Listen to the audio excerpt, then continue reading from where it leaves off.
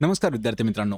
आज आपण या व्हिडिओमध्ये एम-पी-एस-सी पॅटर्ननुसार जी तलाठी भरती होणार आहे 2026 ची, त्या भरतीसाठी महत्त्वाचे असणारे जी-केचे प्रश्न उत्तरं आपण या व्हिडिओमध्ये घेणार आहोत.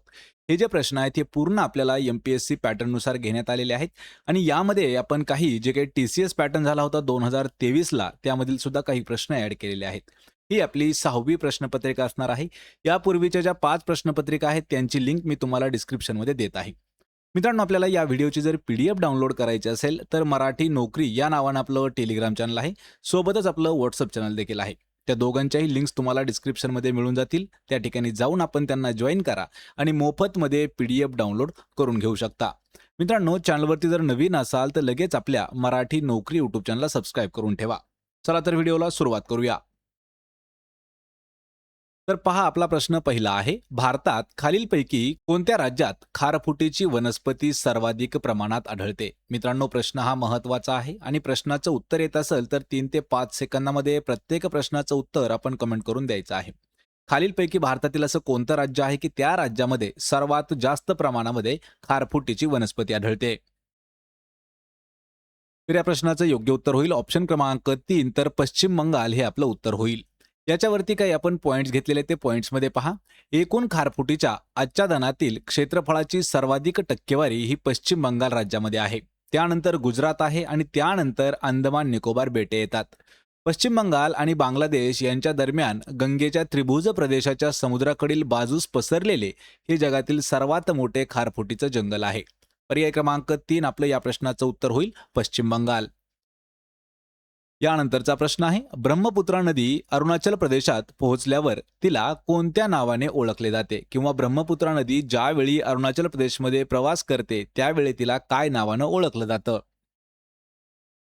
तर या प्रश्नाचं योग्य उत्तर होईल पर्याय क्रमांक 3, तर त्याला दिहँग नदी असं म्हटलं जातं. पहा, दिहांग किंवा दिहँग असा देखील शब्द आपल्याला आलेला आहे.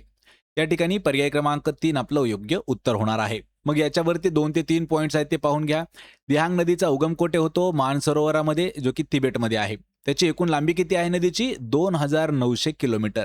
उपनद्या कोणकोणत्या आहेत? मानस, चंपावती, कोपिली, तिस्ता आणि सुबनगिरी ह्या ज्या आहेत ह्या दिहांग नदीच्या उपनद्या आहेत. म्हणजेच कोणत्या? तर ब्रह्मपुत्रेच्या उपनद्या येतात. आणि त्याच्या काठावर असणारी शहरं कोणकोणती आहेत? तर पहिलं आहे गुवाहाटी आणि दुसरं आहे दिब्रुगड. ऑप्शन क्रमांक 3 आपलं उत्तर होईल. यानंतरचा प्रश्न आहे. ईस्ट इंडिया कंपनीला प्रारंभी 15 वर्षासाठीच व्यापारी सनद मिळाली होती, पण इंग्लंडचा राजा डॅश याने इसवी सन 1609 मध्ये कंपनीला कायमची व्यापारी सनद बहाल केली. प्रश्न थोडासा समजावून घ्या. एकाच प्रश्नामध्ये आपल्याला 2 प्रश्न दिलेले आहेत, म्हणजे स्पष्टीकरण थोडंसं महत्त्वाचं असेल. ईस्ट इंडिया कंपनी ज्यावेळी भारतात आली होती तर त्यावेळी तिला किती वर्षासाठी व्यापारी सनद मिळाली होती? तर सर्वात आधी म्हणजे प्रथमतः 15 वर्षाची मिळाली होती. पण इंग्लंडचा राजा असा कोण होता ज्याने 1609 मध्ये ईस्ट इंडिया कंपनीला कायमची व्यापारी सनद देऊन टाकली? तर या प्रश्नाचं योग्य उत्तर होईल ऑप्शन क्रमांक 1, जो जेम्स पहिला होता इंग्लंडचा राजा, तर त्याने 1609 मध्ये कंपनीला कायमची व्यापारी सनद दिली होती. याच्यावरती महत्त्वाचे पॉइंट्स आहेत ते पाहून घ्या. पहिली सनद कधी दिली? 31 डिसेंबर 1600 रोजी राणी एलिझाबेथ पहिली हिने ईस्ट इंडिया कंपनीला आशियात व्यापार करण्यासाठी 15 वर्षाची सनद दिली होती. आणि 1609 ची सनद जी होती तो राजा जेम्स पहिला याने 1609 मध्ये ही मुदत वाढवून कंपनीला अनिश्चित काळासाठी म्हणजेच कायमच्या व्यापाराची मक्तेदारी दिली होती. पर्याय क्रमांक 1 आपलं उत्तर होईल. यानंतरचा प्रश्न आहे. गोदावरी नदीवर उभारण्यात आलेल्या जायकवाडी प्रकल्पाचा फायदा छत्रपती संभाजीनगर व्यतिरिक्त खालीलपैकी कोणकोणत्या जिल्ह्यांना होतो? इम्पॉर्टंट असणारा प्रश्न आहे. याच्यावरती 2 प्रश्न आहेत ते लक्षात ठेवा. सर्वात पहिला प्रश्न आहे की गोदावरी नदीवरती कोणतं धरण आहे? तर हे जे आहे जायकवाडी प्रकल्प आहे. आणि जायकवाडी प्रकल्प हा कोणत्या जिल्ह्यामध्ये आहे? तर छत्रपती संभाजीनगर या जिल्ह्यामध्ये स्थित आहे. आणि त्या जिल्ह्याला त्या प्रकल्पाचा फायदा होतोच, पण त्या व्यतिरिक्त अजून कोणकोणत्या जिल्ह्यांना फायदा होतो? तर या प्रश्नाचं योग्य उत्तर होईल ऑप्शन क्रमांक 4, अ, ब, क आणि ड. म्हणजे अ म्हणजे आहे पहा जालना, ब म्हणजे बीड, क म्हणजे अहिल्यानगर आणि ड म्हणजे आहे परभणी. तर जालना, बीड, अहिल्यानगर, परभणी या 4ही जिल्ह्यांना जे गोदावरी नदीवर बांधण्यात आलेला जायकवाडी प्रकल्प आहे तर त्याचा फायदा होतो. पर्याय 4 आपलं या प्रश्नाचं उत्तर होईल. यानंतरचा प्रश्न आहे. सुधारणा आयोगाने अशी शिफारस केलेली आहे की नगरपंचायती वगळता शहरी स्थानिक शासनात त्रिस्तरीय प्रशासन हवे आणि ते आहेत. तर त्यामध्ये पहा नगर परिषद, नगर समिती, प्रभाग समिती आणि क्षेत्र समिती. तर त्यापैकी कोणत्या आहेत? तर या प्रश्नाचं योग्य उत्तर होईल ऑप्शन क्रमांक 1 तर अ, क आणि ड. अ म्हणजे काय आहे? नगर परिषद. क म्हणजे काय आहे? प्रभाग समिती. आणि ड म्हणजे आहे तर क्षेत्र समिती. ही जी आहेत तर ही नगरपंचायत वगळता शहरी स्थानिक शासनामध्ये त्रिस्तरीय प्रशासन आहे. पर्याय क्रमांक 1 आपलं या प्रश्नाचं उत्तर होईल. यानंतरचा प्रश्न आहे महिला समृद्धी योजनेचा लाभ मिळवण्यासाठी ग्रामीण भागातील महिलांना खालीलपैकी कोणत्या बँकेत किंवा तत्सम संस्थेत खाते सुरू करणे आवश्यक आहे. याच्यावरती आपल्याला प्रश्न हा एमपीएससी मध्ये प्री मध्ये सुद्धा विचारण्यात आलेला होता आणि मेन्स मध्ये सुद्धा हा प्रश्न आपल्याला विचारण्यात आला होता. महिला समृद्धी योजना या योजनेचा लाभ घेण्यासाठी ज्या काही खेडेगावातील किंवा ग्रामीण भागातील महिला आहेत तर त्यांना कोणत्या बँकेत किंवा बँकेसारखेच अजून एखादी जी काही संस्था आहे तर त्या संस्थेमध्ये खातं किंवा आपलं अकाउंट सुरू करणं हे आवश्यक असतं. तर या प्रश्नाचं योग्य उत्तर होईल ऑप्शन क्रमांक 3 तर टपाल कार्यालय म्हणजे आपण त्याला काय म्हणतो पोस्ट ऑफिस. तर त्यामध्ये खातं चालू करणं हे इम्पॉर्टंट आहे. पर्याय क्रमांक 3 आपलं या प्रश्नाचं उत्तर होईल. यानंतरचा प्रश्न आहे राजस्थानमध्ये मध्याश्म युगाची संस्कृती असणारे मोठे ठिकाण खालीलपैकी कोणते आहे. मित्रांनो याच्यावरती आपल्याला 2 वेळा प्रश्न एमपीएससी मध्येच विचारण्यात आला होता. राजस्थानमध्ये मध्याश्म युगाची संस्कृती असणारे मोठे ठिकाण खालीलपैकी कोणते आहे. तर या प्रश्नाचं योग्य उत्तर होणार आहे ऑप्शन क्रमांक 1 तर बागोर हे आपलं योग्य उत्तर होणार आहे. याच्यावरती काही महत्त्वाचे पॉईंट्स आहेत ते पाहून घ्या. याचं जे स्थान आहे म्हणजे मुख्य ठिकाण जे आहे तर हे ठिकाण राजस्थान राज्यातील भीलवाडा या जिल्ह्यामध्ये कोठारी नदीच्या काठावरती आहे. याचं वैशिष्ट्य काय आहे तर बागोरा हे भारतातील सर्वात मोठ्या मध्याश्मयुगीन स्थळांपैकी एक मानलं जातं. उत्खनन याचं कोणी केलं होतं तर V.N. मिश्रा यांनी या ठिकाणी उत्खनन केलेलं होतं. पशुपालनाचे पुरावे देखील या ठिकाणी आढळलेले आहेत. भारतामध्ये सर्वात जुने पशुपालनाचे अवशेष मिळणाऱ्या महत्त्वाच्या ठिकाणांपैकी बागोरा जो आहे त्याचा देखील समावेश आहे. पर्याय क्रमांक 1 आपलं या प्रश्नाचं उत्तर होईल. यानंतरचा प्रश्न आहे नगरपालिकेशी संबंधित तरतुदींचा समावेश भारतीय राज्यघटनेच्या कोणत्या घटना दुरुस्ती कायद्यात करण्यात आलेला आहे. आपल्याला ज्यावेळी एमपीएससीचा पॅटर्न लागू होईल तर त्यावेळेस अशा पद्धतीचे प्रश्नही खूप वेळा विचारण्यात येऊ शकतात. नगरपालिकेशी संबंधित तरतुदींचा समावेश भारतीय राज्यघटनेच्या कोणत्या घटना दुरुस्ती कायद्यामध्ये करण्यात आला होता. तर या प्रश्नाचं योग्य उत्तर होईल ऑप्शन क्रमांक 3 74वी घटना दुरुस्ती कायद्यामध्ये नगरपालिकेशी संबंधित तरतुदी ज्या आहेत त्यांचा समावेश केलेला आहे. पर्याय क्रमांक 3 आपलं या प्रश्नाचं उत्तर होईल. यामध्ये काही महत्त्वाचे पॉईंट्स आहेत पहा पॉईंट समजावून घ्या. याची अंमलबजावणी कधी केली तर हा कायदा 1 जून 1993 पासून लागू करण्यात आला होता. याचा नवीन भाग काय आहे तर या घटना दुरुस्तीद्वारे राज्यघटनेत भाग 9A किंवा 9A यामध्ये जोडला गेला ज्यास द म्युन्सिपालिटीज असं शीर्षक देण्यात आलेलं होतं म्हणजे टायटल त्याला देण्यात आलं. आर्टिकल त्याचे जर पाहायचं म्हटलं तर अनुच्छेद 243P ते 243ZG पर्यंत नगरपालिकेशी संबंधित तरतुदी समाविष्ट आहेत. नवीन सूचीमध्ये काय आहे तर या कायद्यानुसार राज्यघटनेत 12वी सूची जोडण्यात आली ज्यामध्ये नगरपालिकांच्या कार्यांशी संबंधित 18 विषयांचा समावेश केलेला आहे. यामध्ये शहरी स्थानिक स्वराज्य संस्थांचे मुख्यतः 3 प्रकार पडतात. यामध्ये पहिला आहे नगरपंचायत ज्यामध्ये ग्रामीण भागातून शहरी भागात रूपांतरित होणाऱ्या क्षेत्रासाठी. दुसरं आहे नगर परिषद किंवा नगरपालिका जे की लहान शहरी क्षेत्रासाठी असतं आणि महानगरपालिका म्हणजे मोठ्या नागरिक क्षेत्रासाठी असतं. यानंतरचा प्रश्न आहे मार्च 2023 मध्ये सर्वोच्च न्यायालयाने खालीलपैकी कोणाची नेमणूक ही तज्ज्ञ मंडळाद्वारे करण्याशी संबंधित निर्णय दिलेला आहे. महत्त्वाचा असणारा प्रश्न आहे. मार्च 2023 मध्ये असा निकाल दिला सर्वोच्च न्यायालयाने की खालीलपैकी कोणाची नेमणूक जी आहे तर ही तज्ज्ञ मंडळाद्वारे करण्यात यावी. तर या प्रश्नाचं योग्य उत्तर होईल ऑप्शन क्रमांक 3 तर मुख्य निवडणूक आयुक्त यांची नियुक्ती जी आहे किंवा नेमणूक जी आहे तर ही तज्ज्ञ मंडळाद्वारे करण्याची शिफारस किंवा संबंधित निर्णय जो आहे तो मार्च 2023 मध्ये सर्वोच्च न्यायालयाने घेतलेला आहे. पर्याय क्रमांक 3 आपलं या प्रश्नाचं उत्तर होईल. याच्यावर 2 पॉईंट आहेत ते पाहून घ्या. सर्वोच्च न्यायालयाने मुख्य निवडणूक आयुक्तांची नेमणूक ही तज्ज्ञ मंडळाद्वारे करण्यासंदर्भात एक निर्णय दिला होता. यामध्ये कोणकोणत्या समिती असतात भारताचे पंतप्रधान, लोकसभा विरोधी पक्षनेते आणि भारताचे सरन्यायाधीश यांचा समावेश या ठिकाणी होतो. ऑप्शन 3 उत्तर होईल. यानंतरचा प्रश्न आहे, भारतीय राज्यघटनेच्या खालीलपैकी कोणत्या कलमात 6 ते 14 वयोगटातील सर्व मुलांसाठी मोफत व सक्तीच्या शिक्षणाची तरतूद करण्यात आलेली आहे? हा प्रश्न तलाठी भरतीमध्ये विचारलेला आहे, वनरक्षक भरतीमध्ये विचारलेला आहे आणि म्हाडामध्ये सुद्धा विचारण्यात आलेला आहे. म्हणजे ज्यावेळी TCS पॅटर्न होता त्यावेळी सुद्धा हा प्रश्न आपल्याला विचारला होता आणि MPSC मध्ये सुद्धा या प्रश्नाचा उल्लेख करण्यात आलेला आहे. तर या प्रश्नाचं अचूक उत्तर होणार आहे कलम 21A. तर यामध्ये दिलेलं आहे पहा, जे वय आहे 6 ते 14 या वयोगटातील जेवढे काही विद्यार्थी असतात किंवा मुलं असतात तर त्यांना मोफत आणि सक्तीच्या शिक्षणाची तरतूद ही कलम 21A मध्ये केलेली आहे. ऑप्शन क्रमांक 2 आपलं उत्तर होईल.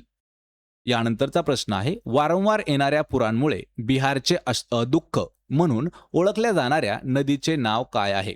SSC GD मध्ये सुद्धा या प्रश्नाचा उल्लेख 8 ते 10 वेळा झालेला आहे. लक्षात ठेवा, बिहारचे दुःख किंवा बिहारचे दुःखाश्रू म्हणून कोणत्या नदीला ओळखलं जातं? या प्रश्नाचं योग्य उत्तर होईल पर्याय क्रमांक 3, तर कोसी नदी याच नदीला अजून एक नाव दिलेलं आहे पहा, बिहारचे दुःख. कारण काय आहे, तर वारंवार त्या ठिकाणी पूर येतो आणि याच पुरामुळे या नदीचं नाव पडलेलं आहे बिहारचे दुःख म्हणून. कोणती नदी आहे ती? तर ती आहे पहा कोसी नदी. कोसी नदी ही तिबेट, नेपाळ आणि भारतातून वाहणारी एक नदी आहे. ऑप्शन क्रमांक 3 आपलं उत्तर होईल. यानंतरचा प्रश्न आहे, रवींद्रनाथ टागोरांनी नव्या युगाचे अग्रेसर म्हणून खालीलपैकी कोणाला संबोधले होते? नव्या युगाचे अग्रेसर. तर या प्रश्नाचं योग्य उत्तर होईल ऑप्शन क्रमांक 2, राजा राममोहन रॉय यांना नव्या युगाचे अग्रेसर म्हणून ओळखलं गेलं होतं. मित्रांनो, याच्यावरती आपल्याला प्रश्न असा विचारला होता की राजा राममोहन रॉय यांना नव्या युगाचे अग्रेसर म्हणून कोणी संबोधलं होतं? तर रवींद्रनाथ टागोर यांनी संबोधलेलं आहे. मग याच्यावरती 2 ते 3 पॉईंट्स आहेत आणि महत्त्वाचे आहेत. विशेष म्हणजे की या पॉईंट्सवरती आपल्याला परीक्षेमध्ये प्रश्न सुद्धा विचारण्यात आलेले आहेत. भारतीय प्रबोधनाचे जनक राजा राममोहन रॉय यांनी 19व्या शतकाच्या सुरुवातीला अंधश्रद्धा, सतीप्रथा, बालविवाह यासारख्या कुप्रथांविरुद्ध लढा देऊन आधुनिक विचारांची पायाभरणी केली. आधुनिक भारताचे निर्माते. तर भारताला मध्ययुगीन विचारातून बाहेर काढून नव्या आधुनिक युगात आणण्याचं महत्त्वपूर्ण कार्य हे राजा राममोहन यांनी केलं. सोबतच टागोरांनी त्यांना नव्या युगाचे अग्रेसर म्हणून उपमा देखील दिली. त्यांची संस्थात्मक कार्य काय काय आहेत? तर 1828 या साली ब्राह्मो समाजाची स्थापना ही त्यांनी केली होती. मग आपल्याला ब्राह्मो समाजावरती सुद्धा 2 प्रश्न आत्तापर्यंत विचारण्यात आलेले आहेत. पहिला प्रश्न विचारला जातो की ब्राह्मो समाजाची स्थापना ही कोणी केली? लक्षात ठेवा, राजा राममोहन रॉय यांनी केली. आणि कोणत्या वर्षी केली? तर वर्ष आहे 1828. काही विद्यार्थ्यांनी चुकीचं उत्तर दिलं होतं, तर आपण कम्युनिटीमध्ये प्रश्न पोल केल्याच्या नंतर 1928 असं काही विद्यार्थ्यांनी उत्तर दिलं होतं. लक्षात ठेवा, 1828 मध्ये केलेली आहे. यानंतरचा प्रश्न आहे, एप्रिल 2023 मध्ये प्रकाशित झालेले क्रॉस कोर्ट हे पुस्तक खालीलपैकी कोणी लिहिलेले आहे? क्रॉस कोर्ट या पुस्तकाचे लेखक कोण आहेत, जे की एप्रिल 2023 मध्ये प्रकाशित करण्यात आलेलं आहे. आणि मित्रांनो, असेच आपल्याला नवीन असणारे लेखक आणि नवीन असणारे पुस्तकं याच्यावरती प्रश्न हे करंट अफेअर्समध्ये जास्त वेळा विचारण्यात आलेले आहेत. त्यासाठी आपण 200 पुस्तकं आणि 200 लेखक यांचा सुद्धा व्हिडिओ एक घेतलेला आहे. तर या प्रश्नाचं योग्य उत्तर होईल ऑप्शन क्रमांक 1, जयदीप मुखर्जी यांनी एप्रिल 2023 मध्ये क्रॉसकोट हे पुस्तक लिहिलं आहे. पर्याय 1 आपलं उत्तर होईल. यानंतरचा प्रश्न आहे, हवेची घनता कमी होते तसतसे वातावरणीय तापमान कमी होत जाते. खालीलपैकी कोणत्या घटकाच्या अभावामुळे असं होतं? या ठिकाणी महत्त्वाचा असणारा प्रश्न आहे. यामध्ये काही आपल्याला विधानं दिलेली आहेत, म्हणजे घटक दिलेले आहेत की कोणत्या घटकाच्या अभावामुळे हवेची घनता कमी झाली तर तसं तसं वातावरणातील तापमान सुद्धा कमी होत जातं.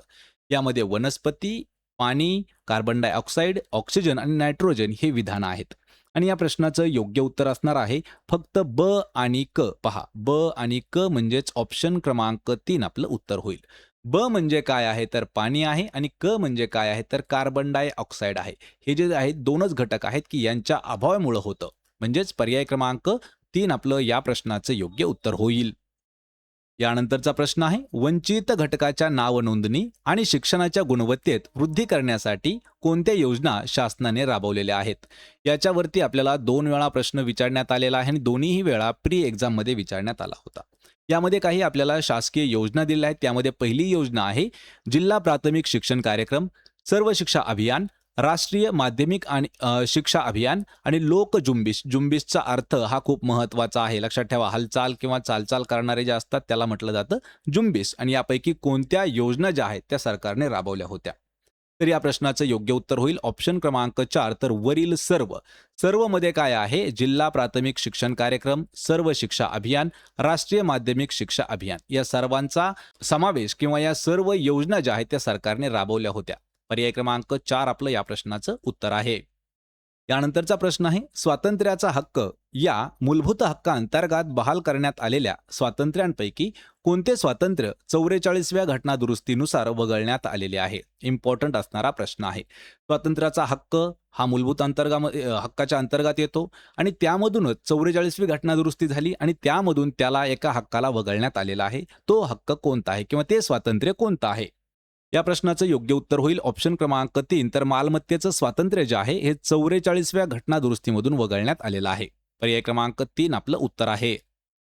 प्रश्न क्रमांक 17 आहे, सरपंचाचे अधिकार आणि कर्तव्य याबाबत खालील विधाने विचारात घ्यायची आहेत. यामध्ये आपल्याला 3 विधानं दिलेली आहेत. पहिलं आहे, ग्रामसभेत मंजूर झालेला ठरावांची अंमलबजावणी करणे. दुसरं विधान आहे, ग्रामपंचायतीच्या मालकीची मालमत्ता जी आहे त्याचं संरक्षण करणे. आणि तिसरा जो विधान आहे, ग्रामपंचायतीमधील क्षेत्रातील प्राथमिक शाळांवरती देखरेख ठेवणे. ही जी विधानं आहेत ती विचारात घेतली पाहिजेत. विचारात घेणे म्हणजे काय? तर या ठिकाणी सरळ सरळ योग्य विधान कोणतं आहे असं आपल्याला विचारलं आहे. आणि या प्रश्नाचं योग्य उत्तर होईल ऑप्शन क्रमांक 4, तर वरील सर्व. म्हणजे ग्रामसभेत मंजूर झालेला ठराव याची अंमलबजावणी करणे हे देखील आहे. ग्रामपंचायतीच्या मालकीची जेवढी काही मालमत्ता आहे त्याचं संरक्षण करणे आणि ग्रामपंचायतीच्या क्षेत्रातील प्राथमिक शाळांवरती देखरेख ठेवणे हे जे आहेत हे सरपंचाचे अधिकार आणि कर्तव्य असणार आहेत. पर्याय क्रमांक 4 आपलं उत्तर होईल. यानंतरचा प्रश्न आहे, खालीलपैकी कोणती नदी प्रणाली ही भारताच्या द्वीपकल्पीय जलनिस्सारण प्रणालीचा एक भाग नाही? शेवटचा शब्द आणि पूर्ण प्रश्न चेंज झाला. खालीलपैकी कोणती अशी नदी प्रणाली आहे ही भारताच्या द्वीपकल्पीय जलनिस्सारण प्रणालीच्या भागामध्ये येत नाही? आणि या प्रश्नाचं योग्य उत्तर होईल ऑप्शन क्रमांक 4, तर सिंधू नदी ही येत नाही. मग याच्यावरती काही पॉइंट आहेत ते पाहून घ्या. सिंधू नदी प्रणाली ही भारताच्या द्वीपकल्पीय जलनिस्सारण प्रणालीचा भाग येत नाही. सिंधू नदी चीन, भारत, अफगाणिस्तान आणि पाकिस्तान या 4 देशांमधून वाहत असून भारतातील जम्मू काश्मीर, लडाख, हिमाचल प्रदेश, पंजाब, राजस्थान आणि हरियाणा या राज्यामधून वाहते. सिंधू नदीला उजवीकडून म्हणजेच उत्तर दिशेने श्योक, गिलगिट आणि शिंगार, तर डावीकडून म्हणजेच दक्षिण बाजूने उपनद्या ज्या आहेत झेलम, रावी, चिनाब, बियास आणि सतलज या उपनद्या येऊन मिळतात. पर्याय क्रमांक 4 आपलं उत्तर होईल. यानंतरचा प्रश्न आहे, हडप्पा येथे सिंधू संस्कृतीनंतर उदयास आलेल्या संस्कृतीचे नाव डॅश आहे? महत्वाचा असणारा प्रश्न आहे. आत्तापर्यंत आपल्याला 3 वेळा हा प्रश्न विचारण्यात आलेला आहे. हडप्पा या ठिकाणी सिंधू संस्कृती जी झाली त्यानंतर उदयाला आलेली जी काही संस्कृती होती तिचं आपल्याला नाव विचारलेलं आहे. आणि या प्रश्नाचं अचूक उत्तर होणार आहे पर्याय क्रमांक 3, सिमेटरी यच संस्कृती जी आहे ही हडप्पा या ठिकाणी सिंधू संस्कृतीनंतर निर्माण झालेली किंवा उदयाला आलेली संस्कृती होती. पर्याय क्रमांक 3 आपलं या प्रश्नाचं उत्तर होईल. यानंतरचा प्रश्न आहे, भारतात चंद्रशेखर आझाद आणि सरदार भगतसिंग यांसारख्या क्रांतिकारकांनी हिंदुस्तान सोशलिस्ट रिपब्लिकन असोसिएशन नावाची एक संघटना कोणत्या ठिकाणी स्थापन केली होती? या ठिकाणी आपल्याला मुद्दाम कन्फ्यूज करण्यासाठी हा थोडासा मोठा प्रश्न टाकलेला आहे. मित्रांनो, हा प्रश्न आतापर्यंत 2 वेळा विचारला होता. प्रश्न तर एकदम सिंपल होता. हिंदुस्तान सोशलिस्ट रिपब्लिकन असोसिएशन ही जी संघटना आहे ही कोणत्या ठिकाणी स्थापन केली असा सिंपल प्रश्न होता. पण या ठिकाणी आपल्याला 4 ऑप्शन दिले आहेत, मुंबई, नागपूर, कोलकाता, दिल्ली. तर कोणत्या ठिकाणी ही संस्था स्थापन झाली होती? या प्रश्नाचं उत्तर होईल ऑप्शन क्रमांक 4, फक्त डी. डी म्हणजे काय आहे? तर दिल्ली या ठिकाणी चंद्रशेखर आझाद आणि भगतसिंग हे जे क्रांतिकारक होते यांनी मिळून हिंदुस्तान सोशलिस्ट रिपब्लिकन असोसिएशन या नावाची संघटना ही दिल्लीमध्ये स्थापन केली होती. पर्याय क्रमांक 4 आपलं या प्रश्नाचं उत्तर आहे. तर मित्रांनो, हे होते महत्त्वाचे 20 प्रश्न जे आपल्याला तलाठी भरतीसाठी थोडे तरी महत्त्वाचे नक्की ठरतील. या 20 पैकी किती प्रश्नाची उत्तर आली हे मला कमेंट करून नक्की सांगा. व्हिडिओ जर आवडला तर व्हिडिओला आपल्या लाईक करा, मित्रांमध्ये व्हिडिओ शेअर करा आणि आपल्या मराठी नोकरी यूट्यूब चॅनलला सबस्क्राईब करून ठेवा. प्रत्येक व्हिडिओची PDF अगदी फ्रीमध्ये जर मिळवायची असेल तर आपलं टेलिग्राम चॅनल जॉईन करा, ज्याचं नाव आहे मराठी नोकरी. त्यावरती आपण प्रत्येक व्हिडिओची PDF अगदी फ्रीमध्ये पोस्ट करत आहोत. आपण भेटूया पुढच्या एका अशाच नवीन व्हिडिओमध्ये. तोपर्यंत जय हिंद, जय भारत.